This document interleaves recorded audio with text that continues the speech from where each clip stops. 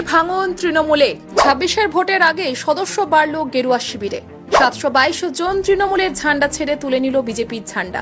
কেন একের পর এক তৃণমূল ছাড়ছেন সদস্য কর্মীরা? SIR নাকি দুর্নীতি? কোনটা মূল কারণ? উঠছে প্রশ্ন। বিধানসভা ভোটের আগেই রাজ্যের দিকে দিকে ঘাসফুল শিবিরে ভাঙন ধরেছে। নানা জায়গায় দল ছাড়ার হুজুগ উঠেছে। আর এমন আবহে ফের দল বদলের ছবি ফুটে উঠল ময়নাগুড়িতে। 26-এর ভোটের আগে এক বড়সড় ধসের মুখে পড়ল তৃণমূল। এদিন জলপাইগুড়ি জেলার ময়নাগুড়িতে ত্রিপুরার প্রাক্তন মুখ্যমন্ত্রীর উপস্থিতিতে 722 জন তৃণমূলের কর্মী সদস্য যোগদান করেন। সোমবার এই কর্মসূচি পালন হয় ময়নাগুড়িতে। তাদের অভিযোগ, মমতার মিথ্যে প্রতিশ্রুতি, দুর্নীতি ও সন্ত্রাসের রাজনীতির জন্য তৃণমূল ছেড়ে বিজেপিতে যোগদান করলেন। এই নিয়ে বিজেপি জানিয়েছে, তৃণমূলের বিভাজনের রাজনীতি আজ জনগণ প্রত্যাখ্যান করছে। মানুষ বুঝে গেছে, উন্নয়ন, শান্তি ও নিরাপত্তার একমাত্র পথ শ্রী নরেন্দ্র মোদীজির নেতৃত্বে বিজেপি সরকার। প্রসঙ্গত, সোমবার উত্তরবঙ্গ সফরে মুখ্যমন্ত্রী মমতা বন্দ্যোপাধ্যায়ের পাশাপাশি এসেছেন ত্রিপুরার প্রাক্তন মুখ্যমন্ত্রী বিপ্লব দেব।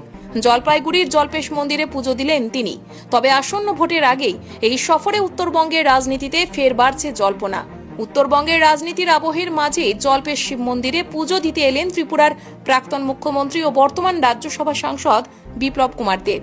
জলপাইগুড়ির এই ঐতিহ্যবাহী মন্দিরে এসে তিনি শিবলিঙ্গে জলার্ঘ্য নিবেদন করেন এবং উত্তরবঙ্গে গেরুয়া শিবিরের আরও ভালো ফলের আশায় প্রার্থনা করেন। গত বিধানসভা নির্বাচনে উত্তরবঙ্গে বিজেপির শক্তিশালী উপস্থিতি ছিল। ফলে আগামী নির্বাচনের দিকে তাকিয়েই উত্তরবঙ্গের মাটিতে নেতা মন্ত্রীদের যাতায়াত বাড়ছে। সেই প্রেক্ষিতেই বিপ্লব দেবের এই পুজোকে রাজনৈতিক মহলের একাংশ বিশেষ তাৎপর্যপূর্ণ বলে মনে করছেন। পুজো শেষে সাংবাদিকদের মুখোমুখি হয়ে তিনি বলেন, ছোটবেলা থেকে শুনে এসেছি, বাংলা যা ভাবে দেশ একদিন পর তা ভাবে, কিন্তু আজ আমরা পিছিয়ে পড়ছি। কেন এই অবনতি তা খুঁজে বের করতেই হবে। বাংলা যেন আবার তার হারানো গৌরব ফিরে পায়, সেই কামনাই করেছি শিবের কাছে।